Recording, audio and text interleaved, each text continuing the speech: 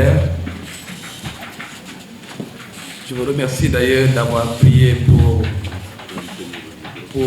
notre diocèse de Thiès. Je salue son Excellence, Monseigneur Benjamin Ndiaye, archevêque de Dakar. Et s'il a un mot de salutation à vous adresser, je lui laisse volontiers la parole pour qu'il vous salue. Merci de me donner la parole. Monseigneur Gay, merci d'être là avec tous ces jeunes que je salue au passage. Je me suis invité dans votre groupe puisque j'en avais la possibilité. Et donc je suis venu comme vous écouter l'enseignement et le partage avec vous. Que le Seigneur qui nous a réunis ici vous obtienne dans votre démarche chrétienne beaucoup de grâce et de bénédiction. Merci. Au nom du Père et du Fils et du Saint-Esprit, chers jeunes, je vous salue cordialement dans le Christ Jésus. Comme vous le savez, la catéchèse accompagne la vie de tout chrétien. Elle ne concerne pas seulement les enfants, la catéchèse fondamentale, préparation à la réception des sacrements de l'initiation chrétienne, qui sont le baptême, la première communion, la confirmation. D'habitude, quand on parle de catéchèse, on pense tout de suite à la préparation de ces sacrements. Alors que le baptême concerne aussi les jeunes et les adultes. C'est ce qu'on appelle la formation permanente, continue, dont chacun et chacune de nous a besoin pour entretenir sa foi, pour connaître davantage sa foi et l'approfondir. C'est donc important pour nous de nous ménager des moments comme ceux-ci pour cela. Dans la catéchèse, il ne s'agit pas seulement d'une simple transmission de connaissances. C'est l'Esprit Saint lui-même qui est le véritable enseignant, catéchète, et qui permet au cœur d'écouter et d'accueillir ce qui est enseigné, pour que l'enseignement soit la nourriture spirituelle du croyant et permette l'appropriation par celui qui le reçoit, donc en vue de le vivre. Et c'est pour cette raison que nous allons commencer par prier l'Esprit Saint sur moi et sur vous dans un bref temps de silence.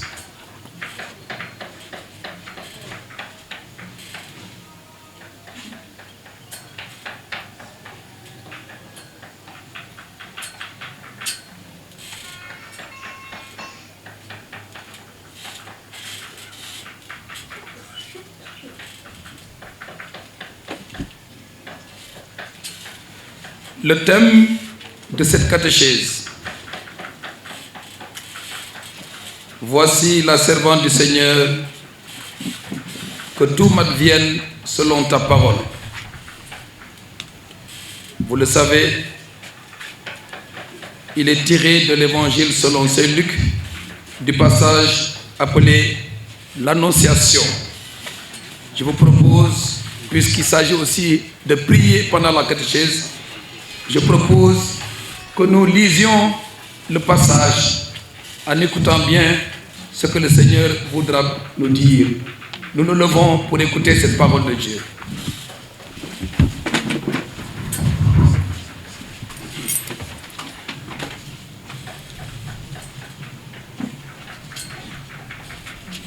Le Seigneur soit avec vous. Et avec votre esprit. Évangile de Jésus-Christ selon saint Luc. Gloire à toi, Seigneur.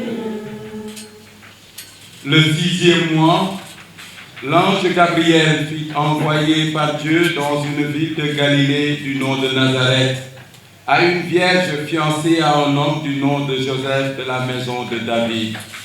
Et le nom de la vierge était Marie. Il entra et lui dit, « Réjouis-toi, comblée de grâce, le Seigneur est avec toi. » À cette parole, elle fut toute troublée, et elle se demandait ce que signifiait cette salutation. L'ange lui dit, « Sois sans crainte, Marie, car tu as trouvé grâce auprès de Dieu. Voici que tu concevras dans ton sein, et tu enfanteras un fils, et tu l'appelleras du nom de Jésus. Il sera grand, il sera appelé Fils du Très-Haut. Le Seigneur Dieu lui donnera le trône de David son père. Il régnera sur la maison de Jacob pour les siècles et son règne n'aura pas de fin. » Mais Marie dit à l'ange, « Comment cela sera-t-il, puisque je ne connais pas d'homme ?»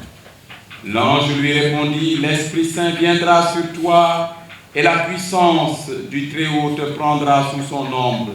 C'est pourquoi l'être saint qui naîtra sera appelé Fils de Dieu.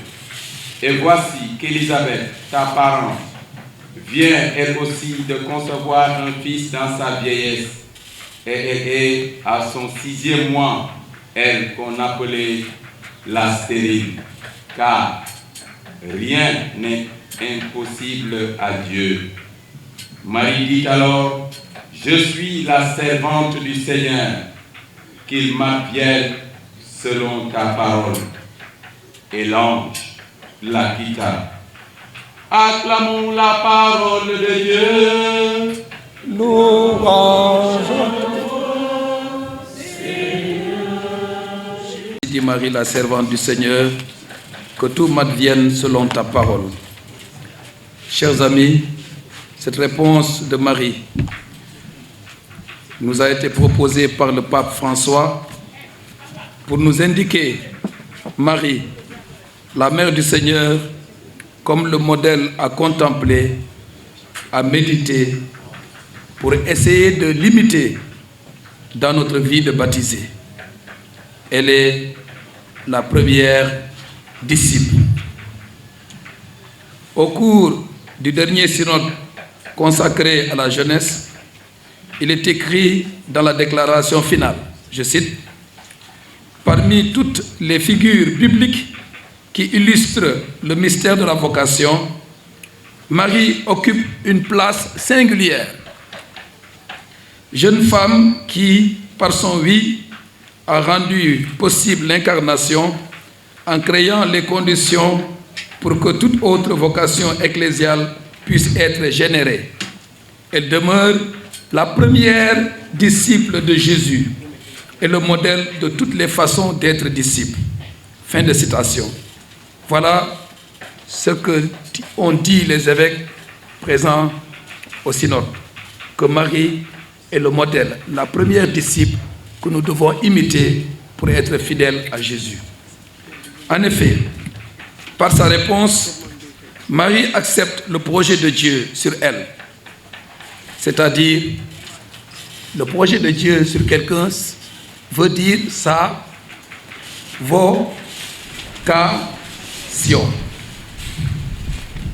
En disant oui, Marie répond à sa vocation. Le thème nous invite donc à imiter cette attitude de Marie. Oui. Pour notre propre vocation. Parce que chacun de nous a sa vocation. Nous pouvons dire donc que ce thème veut nous faire prendre conscience de ce que Dieu veut faire de nos vies et avec nous à l'image de ce qu'il a fait lui-même pour la Vierge Marie. C'est la signification générale de la vocation, ce que Dieu veut faire de nos vies, l'appel de Dieu. Ce terme comporte plusieurs sens, le terme vocation. Ceux qui étaient au pèlerinage de Temento se rappelleront certainement de certains passages, de certaines explications que j'avais données sur place dans l'homélie. Ce terme vocation donc comporte plusieurs sens. Le premier, c'est l'appel que Dieu nous adresse à nous tous. En vertu de notre baptême, Dieu nous appelle à quoi? À vivre dans sa communion, à demeurer dans la vie qu'il nous donne, c'est-à-dire tout simplement à parvenir à la sainteté. Voilà la vocation commune à tous les baptisés. Vivre dès à présent la sainteté et être dans la pleine communion avec Dieu quand nous quitterons cette vie terrestre. Le saint, c'est celui qui vit en effet dans la communion avec Dieu. Une communion à nourrir chaque jour, à consolider à travers nos choix de vie ou vocations particulières. Nos choix de vie ou vocations particulières. Ordinairement, on parle de vocation au sacerdoce, à la vie consacrée, au mariage ou à la vie conjugale. Des vocations particulières. Mais on peut étendre la compréhension de la vocation jusqu'à nos choix professionnels, nos choix de vie. D'abord, vocation fondamentale à la sainteté, nos choix de vie, et même étendre la compréhension de la vocation à nos choix professionnels, ou par l'exercice de nos différents charismes ou dons. Ça, c'est le Seigneur qui nous donne cela et qui nous appelle à promouvoir ce qu'il nous a donné. Vous vous rappelez certainement l'évangile des talents. Dieu met à la disposition de chaque homme des dons, des charismes, des talents, et bien à vivre, à fructifier, porter du fruit. C'est dire que la sainteté, comme je l'ai dit aux jeunes de Ziguinchor la dernière fois, n'a pas d'âge. Elle n'est pas réservée à certaines catégories de personnes comme les évêques, les religieux, les religieuses. Elle n'est pas pour demain, quand les vieux jours viendront, au crépuscule de la vie. C'est aujourd'hui qu'elle commence, jusqu'à notre rencontre définitive avec Dieu. Dieu nous appelle donc à la sainteté. Mais sachons-le bien, la sainteté n'est pas la perfection. Il ne s'agit pas d'être irréprochable, mais d'être humble devant Dieu, mais plutôt de faire des progrès vers cet objectif, de marcher. Et c'est pourquoi l'Église nous appelle à reprendre, à nous reprendre, à nous relever et continuer la marche vers cet objectif, bien sûr, avec la grâce de Dieu. Avec la grâce de Dieu. C'est le sens de la conversion en ce temps de carême. La grâce de Dieu précède nos résolutions. Car le Christ l'a bien dit dans l'Évangile selon Saint Jean, au chapitre 15, verset 5. Sans moi, vous ne pouvez rien faire.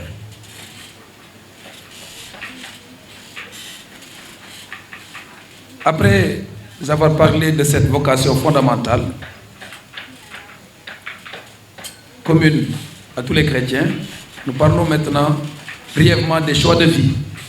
Les choix de vie, les itinéraires pour l'accomplissement de la vocation sont différents. prêtres, religieux, religieuses, mariés, etc. Mais il s'agit toujours d'accomplir la volonté de Dieu à travers toutes ces façons d'être disciple. Quand j'ai cité tout à l'heure le texte du synode, il dit que Marie est le modèle de toutes les façons d'être disciple. Eh bien, les vocations particulières sont ces façons d'être disciple. En effet, chacun est appelé d'une façon particulière. Chacun est appelé. Kon nak bu kenn ñee kenn ku nekk yàlla moo la woo teg la fi mu la teg ndax nga mëttali foofu li mu la sant. C'est ta vocation. Cependant, la vocation a ceci de commun, comme Marie, être serviteur et servante du Seigneur. Voici la servante du Seigneur. C'est le dénominateur. Être serviteur et servante du Seigneur. C'est-à-dire témoigner de l'amour de Dieu, puisqu'il s'agit de servir Dieu. Témoigner de l'amour de Dieu dans ses différentes expressions. La vocation revient en définitive à être signe de l'amour de Dieu et du service du prochain. Service. Pour sa réalisation, pour la réalisation de cette vocation, Marie constitue un modèle. Modèle de toutes les vocations. Mère de l'Église. D'ailleurs, le pape François vient de sortir l'exhortation apostolique après le synode. Christus vivit, c'est le titre de l'exhortation. Le Christ vit. Alors l'exhortation signifie ce que le pape retient d'important après la rencontre des évêques, ce que le pape retient d'important comme adresse qu'il fait aux jeunes et à toute l'Église. Parce que les jeunes sont dans l'Église. Ils ne sont pas à part. Donc l'exhortation est sortie. Il circule même dans le WhatsApp. Je l'ai reçu. Donc, il n'est pas disponible. Au moins le WhatsApp sert à quelque chose là. Voilà. Prenez le temps de lire, que vous lisez tous les messages qui circulent dans WhatsApp. Ça, c'est un message pour la vie. Le document est disponible. Il serait bon que chacun puisse s'en imprégner pour voir ce qu'il peut en tirer. Je l'ai parcouru très vite. Il y a un long chapitre sur Marie, la jeune femme de Nazareth qui découvre et accepte sa vocation. Justement, c'est le résumé de votre thème, le thème des JMJ. Il y a un long chapitre sur Marie pour voir comment Marie, comment sa vie peut nous inspirer, peut inspirer notre vie. Le pape déclare ceci au numéro 43. Elle, ça veut dire Marie, elle est le grand modèle pour une église jeune qui veut suivre le Christ avec courage et docilité. À Nazareth, elle était jeune. Les gens se mariaient assez tôt. Donc, Marie était jeune, comme la plupart d'entre nous. Et pourtant, elle a dit oui au Seigneur. Voyons ensemble maintenant la signification de cette réponse de l'ange à Marie. Voici la servante du Seigneur, que tout m'advienne selon ta parole. Qu'est-ce que ça signifie pour nous aujourd'hui? C'est cela que je vais essayer de vous partager à présent. La réponse de Marie signifie tout d'abord un engagement. Un engagement. Une décision. Ah, si nous voulons imiter Marie, il faut s'engager, il faut décider.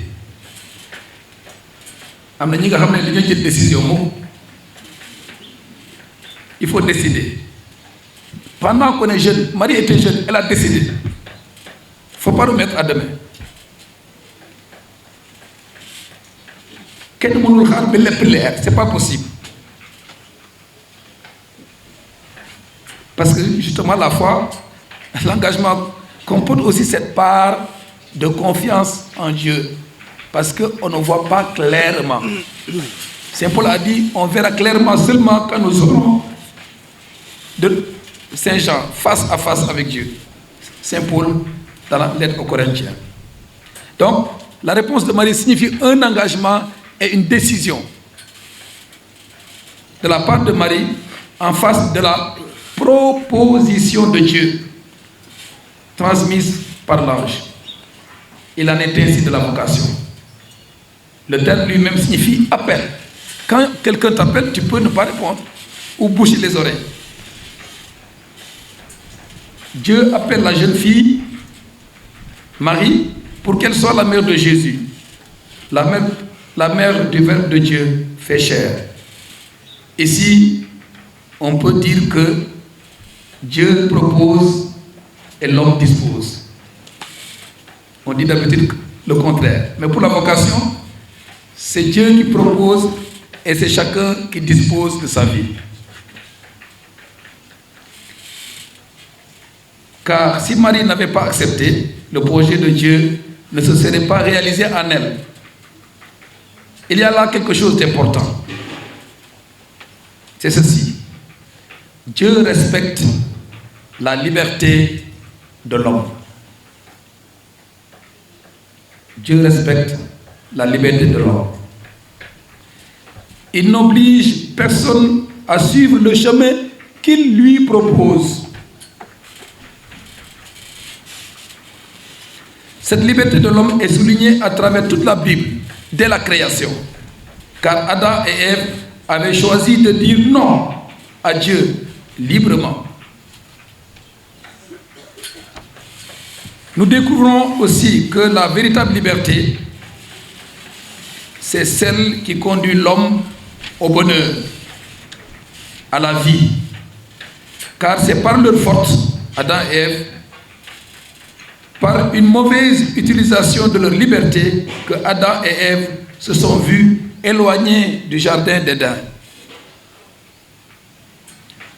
Chers amis, au début du carême, le jeudi après les cendres, nous lisons un passage du livre du Deutéronome qui illustre très bien la liberté de l'homme vis-à-vis de Dieu. Deutéronome, chapitre 30, versets 15 à 20. Je résume. Dieu dit au peuple, je mets devant toi la vie et la mort, le bonheur et le malheur. Choisis donc la vie pour que tu puisses vivre. Dieu respecte notre liberté, mais la liberté véritable doit mener au bonheur.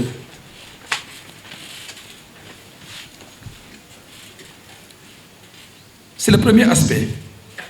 Marie dit oui, Marie s'engage. Marie se décide. Cette décision libre de Marie souligne un autre aspect, sa collaboration avec Dieu. Chacun et chacune doit collaborer à la réalisation de Dieu sur lui. On dit bien en wolof, yalla yalla. Voilà, moi l'ordre. Collaborer à la réalisation du projet de Dieu sur lui en se mettant à la disponibilité de Dieu. C'est ce que nous pouvons comprendre à travers le terme servante.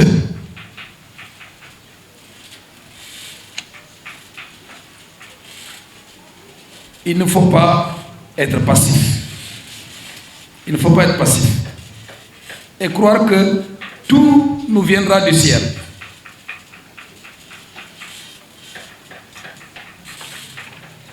Il ne faut pas se résigner. Il ne faut pas se résigner. Bien sûr, ci bat bobu amna yakar ak koluté, mais amna aussi à croiser les bras. Il ne faut pas se résigner dans une situation où l'on vit en disant « J'attends de voir ce qui va se passer ». Et le pape en parle même dans l'exhortation. J'attends de voir.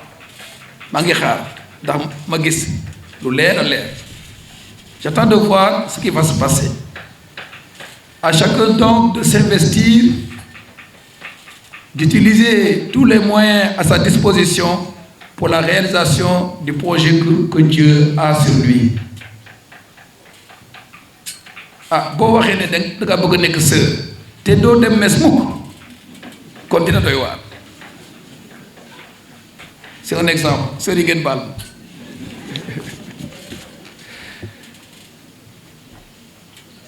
Que tout m'advienne selon ta parole révèle une attitude profonde de Marie. C'est la confiance absolue en Dieu. Tout, que tout m'advienne selon ta parole. Ça, c'est la confiance.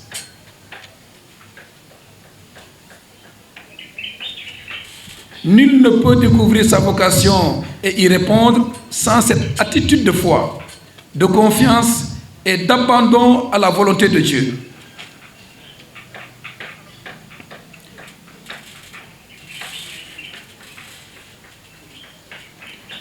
C'est un élément essentiel pour progresser dans la vie chrétienne, selon la volonté de Dieu.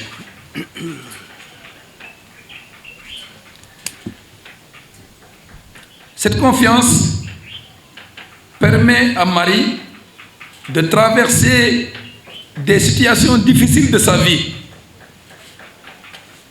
Marie a eu confiance, donc elle s'est dit, de toute façon, Dieu va réaliser son projet. J'adhère totalement, je lui fais totalement confiance. Et cette confiance donc lui permet de traverser des situations difficiles de sa vie. Par exemple, lorsqu'ils n'ont pas trouvé de place dans les maisons de Bethléem,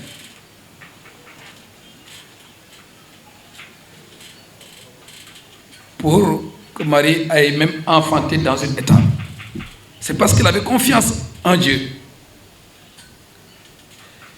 Une grande épreuve a été la fuite en Égypte. Elle avait confiance en Dieu, mais il fallait fuir. Il ne fallait pas rester là. C'est pour dire que confiance du wàññi itam nit ki sabablu, que la personne fasse tout pour.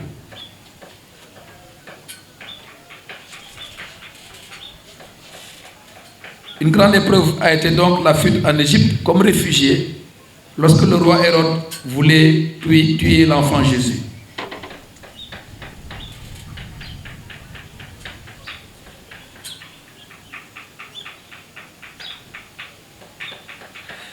Et lorsque Jésus également se consacre définitivement à sa mission et l'impossibilité de Marie d'avoir même accès à lui, l'Évangile raconte que un jour, Jésus était quelque part et ses parents voulaient le voir. Tellement il n'avait même pas le temps de manger. Ça a été certainement une douleur pour Marie.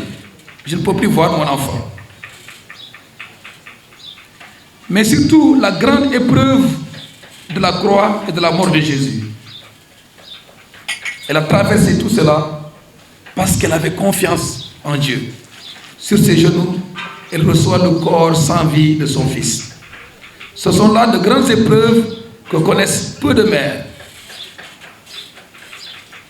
C'est pour dire que, même en étant sûre de sa vocation, Marie n'a pas été épargnée d'épreuves. Même si elle savait que, voilà, Dieu m'a choisi pour cela, les épreuves sont là. Il en est ainsi pour chaque chrétien, quelle que soit sa vocation. Ñu ne yoonu chrétien du yoonu noflaay. Il en est ainsi si nous voulons être fidèles à notre vocation. Il en est ainsi pour vous, jeunes. Les difficultés et la croix font partie de la vie. Même pour Jésus. dans l'exhortation dont je vous ai parlé. C'est cela que le pape veut dire dans le titre même. Jésus vit. Il te veut vivant, dit le pape. Il est avec toi. Il est en toi. Et jamais il ne t'abandonne. Voilà la confiance et l'espérance à laquelle le pape appelle chacun et chacune d'entre vous. C'est le chapitre numéro 1 et le numéro 2 de l'exhortation. La conséquence pour chacun et chacune doit être ceci. La tristesse, la peur, le doute, l'échec, la maladie doivent être considérés comme des moments pour nous convaincre que Jésus est là. Il vit, il est en toi, que Jésus est là avec nous pour nous redonner force et espérance. C'est le pape, je résume le pape au numéro 3 de l'exhortation.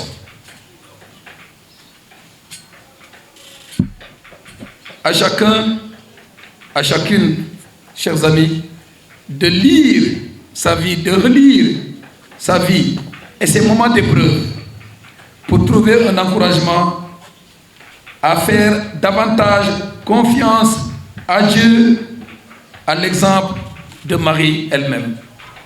Que tout m'advienne selon ta parole.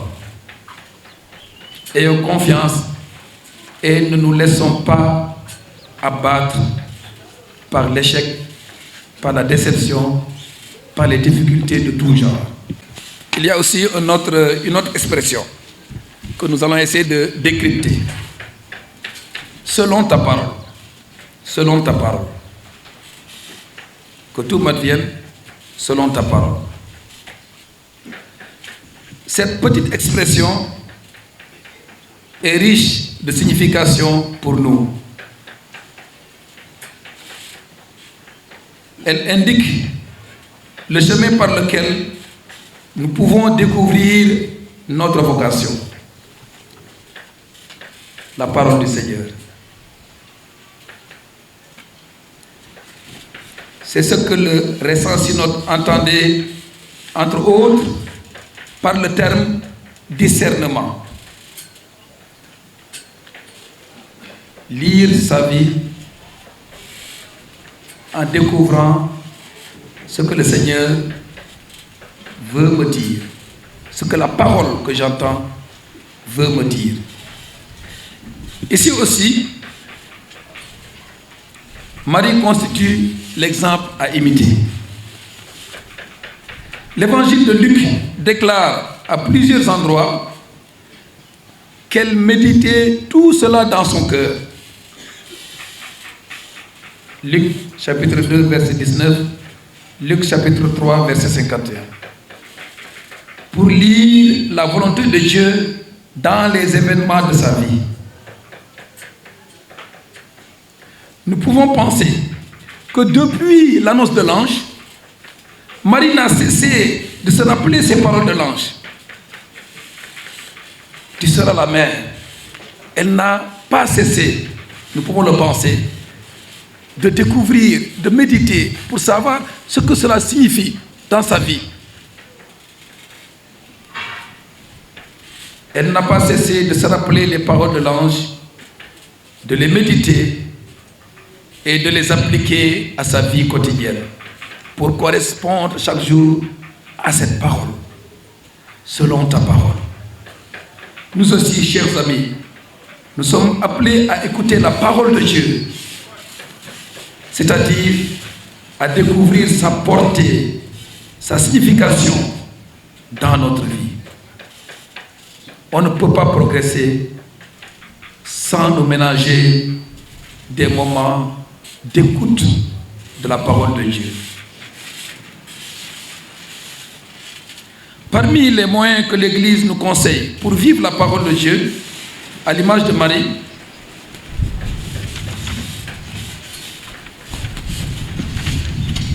nous pouvons Nous pouvons citer quelques-uns. La méditation de la parole de Dieu pour savoir quelles interpellations elle nous fait.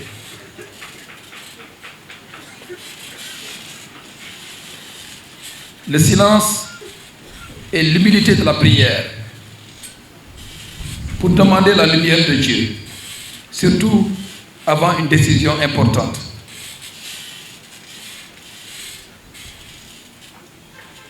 La parole de Dieu nous est aussi adressée à travers la pratique des sacrements, en particulier l'Eucharistie et la pénitence pour garder la communion avec Dieu. La parole de Dieu nous est aussi explicitée à travers l'enseignement de l'Église et notre volonté de nous y conformer. L'enseignement de l'Église, l'enseignement officiel, surtout les papes,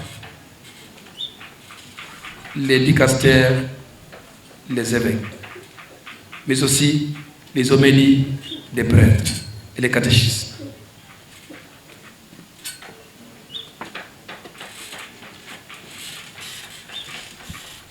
L'Église nous recommande un moyen très important pour approfondir également la parole de Dieu, c'est l'examen de conscience. Bala nga tëdd nga wéet ak sa ngiginaay xool ndax ci bëccëg bi bépp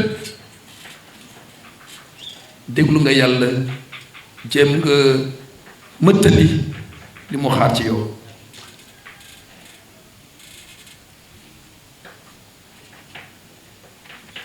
Mais il y a aussi, Dieu nous parle aussi à travers les responsables qu'il met devant nous, les conseillers, les aumôniers, nos parents. C'est important.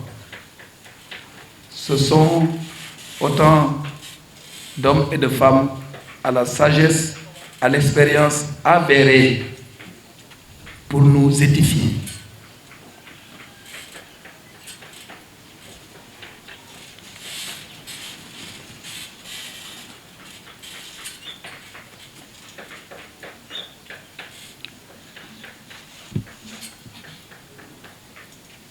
L'Église recommande la méditation.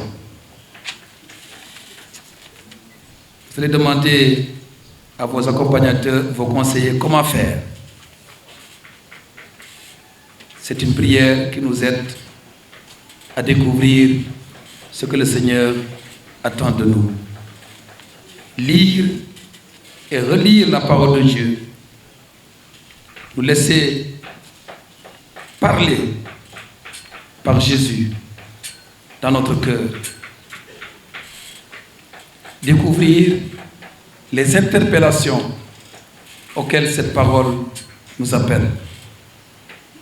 Oser une décision pour vivre cette parole qui nous est proposée. Tout ceci, que tout m'advienne, voici la servante du Seigneur, que tout m'advienne selon ta parole. Tout ceci doit nous aider à avoir le courage de la décision, comme je l'ai dit tout à l'heure. Comme Marie qui a dit oui au Seigneur. Chers amis, je l'ai dit la dernière fois aux jeunes de Ziguinchor, il faut savoir se décider, car la vie est un choix. La jeunesse est le moment de discerner ce choix. Le temps d'évaluer ses capacités et ses talents. Je me le rappelle, quand le pape Jean-Paul II est venu en 92, j'étais jeune, j'étais diacre. Au stade Demba Diop, il a dit, la jeunesse, c'est le temps de la découverte des talents. Donc, le temps de la formation pour laisser éclore les talents, découvrir et laissez éclore les talents que Dieu vous a confiés.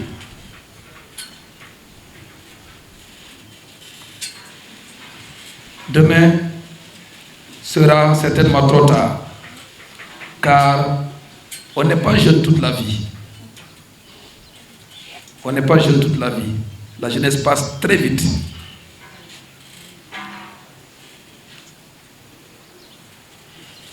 Marie a pris sa décision très jeune. Je ne dis pas qu'on ne peut pas se tromper. Quand on choisit, il y a le risque. Je ne dis pas qu'on ne peut pas se tromper. Eh bien, le cas échéant, si on se trompe, il faut s'armer, ou si on croit se tromper, il faut s'armer de confiance et de foi, en sachant que Dieu peut transformer nos échecs en chances et nos contraintes en opportunités. Dieu ne nous abandonne jamais.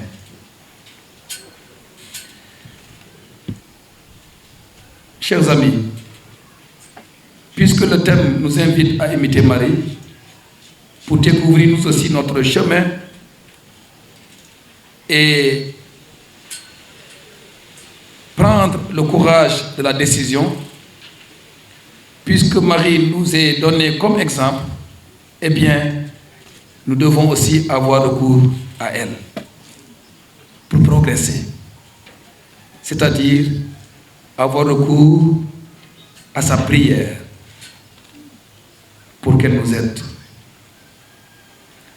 C'est la dévotion mariale. Il faut prier souvent la Vierge Marie et vous ne regretterez pas. Elle vous indiquera le chemin sur lequel le Seigneur vous appelle. Priez souvent la Vierge Marie.